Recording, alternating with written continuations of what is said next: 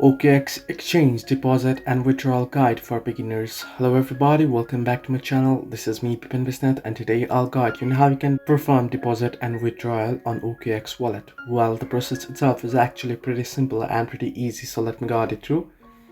In order to perform deposit and withdrawal, simply open up OKX here.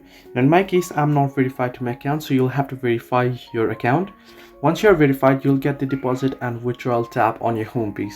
However, if you don't get it, what you can do is you can tap on the dot icon that you can see at the top left corner of your screen. And here, below manage assets, you can see the option that says deposit. So if you want to deposit, you can tap on deposit, or if you want to withdraw, you can tap on withdraw.